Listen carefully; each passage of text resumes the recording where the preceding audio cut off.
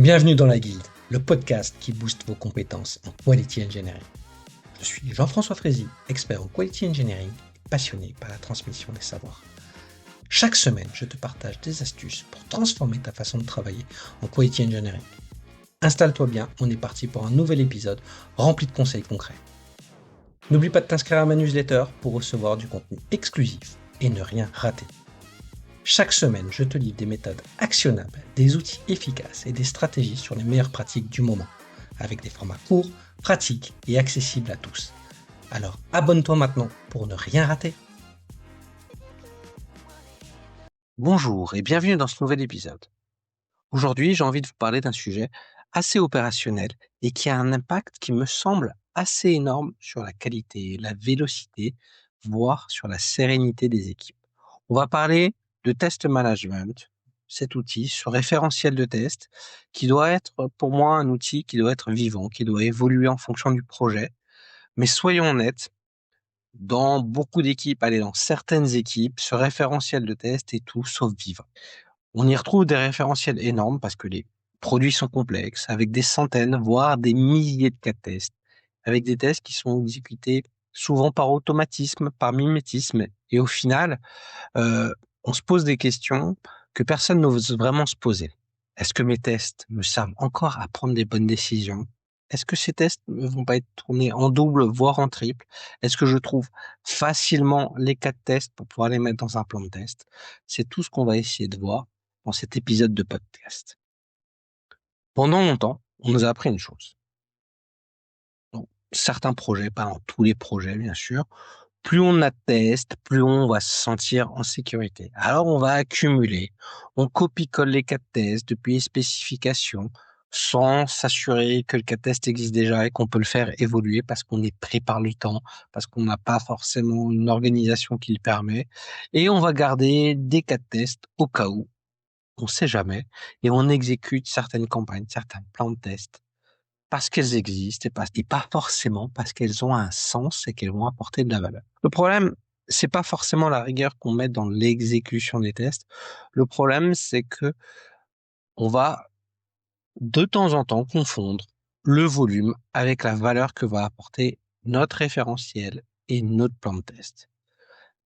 Qu'on soit bien d'accord, un référentiel de test qui n'évolue pas avec le produit devient vite un référentiel qui va devenir obsolète. Et un test obsolète, même s'il passe vert, c'est un test qui ne protège personne.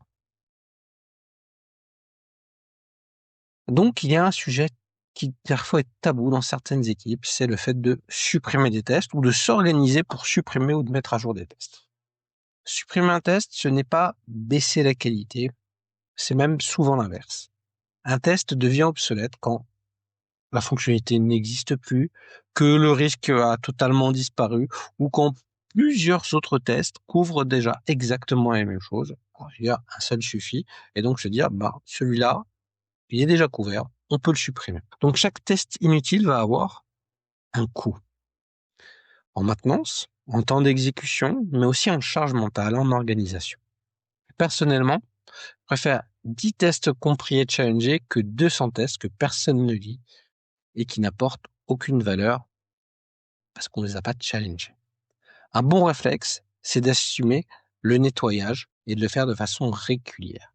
Voir un test et de la noter, de le marquer, de documenter ses suppressions et de pouvoir aussi les justifier et afin d'expliquer pourquoi ce test disparaît.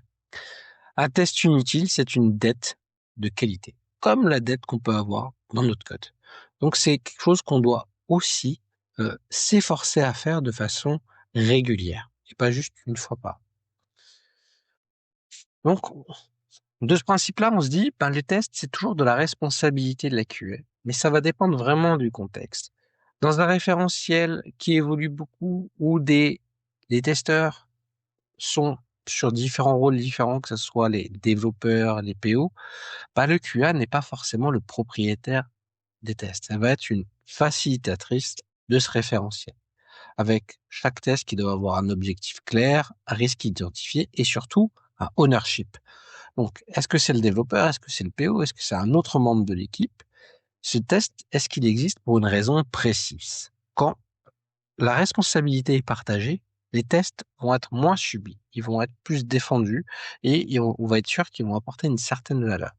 Faut pas oublier que le test, il doit vérifier certes une spécification, mais aussi un risque et un geste métier, et donc le travailler de façon euh, commune avec le métier, donc avec les PO, mais aussi sur la justification technique avec les développeurs est quelque chose de très important. Donc mécaniquement, moins il y a de tests pour l'essentiel, plus ils vont être meilleurs. Ça ne veut pas dire qu'il faut les réduire le plus possible. Il faut trouver un bon équilibre et s'assurer qu'on a le bon nombre de tests qu'on va pouvoir utiliser régulièrement dans ces plans de tests. Si on n'utilise jamais les cas de test, ça veut certainement dire qu'ils ne servent plus à rien. Donc, ce référentiel, c'est vraiment un point de référence. Il sert à sécuriser, euh, à permettre de savoir comment on va faire son plan de test pour une release, pour une évolution. Et le but, ce n'est pas de tomber dans le piège de dire c'est la référence unique, on ne doit jamais y toucher, on ne doit jamais revenir dessus. Non, une bonne pratique, c'est d'avoir un objectif, c'est de se dire ça, c'est sûr, ça doit être contenu dans une release majeure, dans tel engagement contractuel, en tel risque critique, et être sûr qu'on le couvre bien et qu'on ne le surcouvre pas avec plusieurs cas de test. Donc, il faut pouvoir le remettre en question quand le produit évolue. Donc, ce référentiel, il doit permettre de rassurer, de faciliter le travail, notamment la gestion des plans de test, mais pas de bloquer l'évolution. Il faut que ça soit très pratique. Je dois être en capacité de savoir où se trouve le test, quel risque il couvre, quelle fonctionnalité, quel geste métier, quel parcours de bouton. Bref, l'essence même du test. Et quand je parle de référentiel test, de test management vision, je ne parle pas forcément de plus de process. Bien au contraire, il faut essayer d'avoir une gouvernance qui va être simple, efficace et qui va reposer sur des règles assez basiques, mais qui soient claires. Quand est-ce qu'on crée un nouveau test? Quand est-ce qu'on décide de le maintenir? Quand est-ce qu'on décide de le supprimer?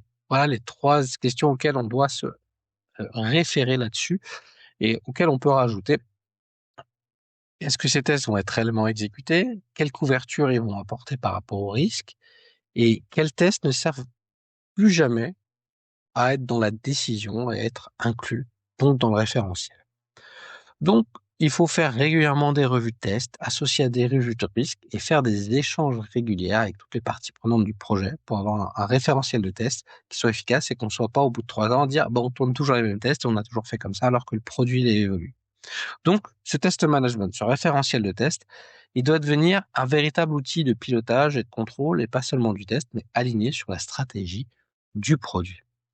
Donc, si vous devriez retenir une seule chose de cet épisode, c'est qu'un référentiel de test, c'est aussi un produit vivant, avec des utilisateurs et une dette possible, et qui doit suivre la vie du produit que vous testez. La qualité ne vient pas forcément que de la quantité des tests, mais de la clarté des intentions, de la capacité à se remettre en question sur ce qu'on a déjà et sur son existant. Alors, posez-vous une question toute simple. Quels sont les tests que vous garderiez si tu devais diviser ce référentiel par 2, par exemple, se dire ceux-là, ils sont indispensables. Et sur les autres, faites-vous une hygiène, une revue dessus pour savoir lesquels je ne garde, lesquels je garde pas, lesquels j'ai éventuellement en doublon. Merci d'avoir écouté cet épisode. Si jamais cela fait écho à ton quotidien, n'hésite pas à me le partager et à venir en discuter avec moi. À très vite dans un prochain épisode de la Guilde. Merci d'avoir écouté cet épisode. C'est grâce à toi que la Guilde continue de grandir. Si tu as aimé, n'hésite pas à partager autour de toi et à laisser un avis 5 étoiles sur ta plateforme préférée. Je te donne rendez-vous au prochain épisode avec encore plus de conseils pour booster tes compétences.